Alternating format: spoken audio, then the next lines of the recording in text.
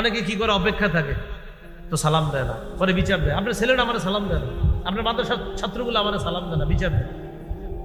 তো ঘটনা কি, সালাম দেয় না, বাচ্চা ছোট ছোট 6 বছর 7 বছর বয়স, তো এরা মনে করেন হয়তো ওনারা সালাম দেয় নাই, আইসা বিচার দেয়, হুজুর আপনার ছাত্রগুলো আমার সালাম দেয় না।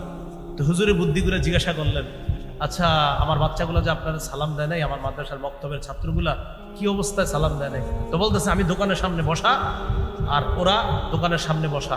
তো এই অবস্থায় কি করলেন, একটু পরে আমি দোকানের সামনে থেকে যখন যাওয়ার সময় ওই পাশ দিয়ে যাওয়ার সময় দেখি আপনার ছাত্র এদিক দিয়ে রাস্তা দিয়ে যাইতেছে, অথবা তারাও আরেকটু সামনে বসা।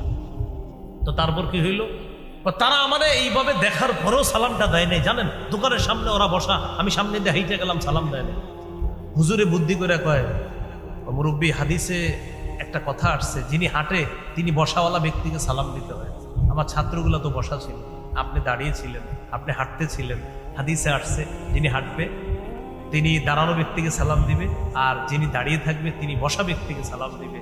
এখন আপনি তো দাঁড়িয়েছিলেন, ওরা তো বসা ছিল, সালাম আপনি দিয়েছেন, এটা তো হাদিসে আসছে। উনি চুপ, তো নেই।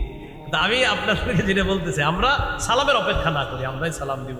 প্রিয় ভাইয়েরা, আমি বলি একটা বাচ্চাকে আপনি একদিন সালাম দেন, ও আপনাকে 10 দিন সালাম দেন। তো 4 নাম্বার, ওয়ায়ুসাল্লিমু আলাইহি ইদা লাকিয়া, মুসলমানের সাথে সাক্ষাৎ হলে তাকে সালাম দেওয়া। 5 নম্বর, ওয়ায়ুশাম্মিতুহু ইদা আতাসা, মুসলমান হাঁচি দিবে, দেওয়ার পর মুসলমান বলবে আলহামদুলিল্লাহ, আপনি জবাবে বলবেন ইয়ারহামুকাল্লাহ।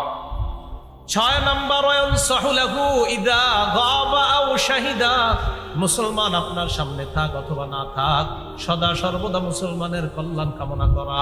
একজন মুসলমান আমার সামনে আছে, তাও তার কল্যাণ কামনা করা, তিনি আমার সামনে নাই, তাও তার কল্যাণ কামনা করা। আর যদি এমন হয় চাপান করাই সামনে সামনে, পিছনে গেলে কই মার ওরে, এটা কিন্তু কল্যাণ কামনা হলো না। সামনেও কল্যাণ কামনা করা, পিছনেও কল্যাণ কামনা করা। 6টার মধ্যে 1 নাম্বার কি ছিল, অসুস্থ ব্যক্তিকে দেখতে যাওয়া, তার সেবা শুশ্রূষা করা। এই অধিকারটা আমরা খুব সুন্দরভাবে যেন তাদের এই অধিকারটা আমরা রক্ষা করতে পারি, পালন করতে পারি, আল্লাহ তৌফিক দান করেন। এবার আরেকটি হাদিস শুনেন, সহিহ বুখারীর বর্ণনা, 5373 নম্বর হাদিস। এই হাদিসে 3টি হুকুম করেছে নবী সাল্লাল্লাহু আলাইহি সাল্লাম। قال رسول الله صلى الله عليه وسلم أطعموا الجائع وعودوا المريض وفكوا العانية। আল্লাহ নবী বলেন আতইমুল জাইআ, তোমরা ক্ষুধার্তকে খাওয়াও, ওয়াউদুল মারিদা, তোমরা অসুস্থ ব্যক্তিকে দেখতে যাও,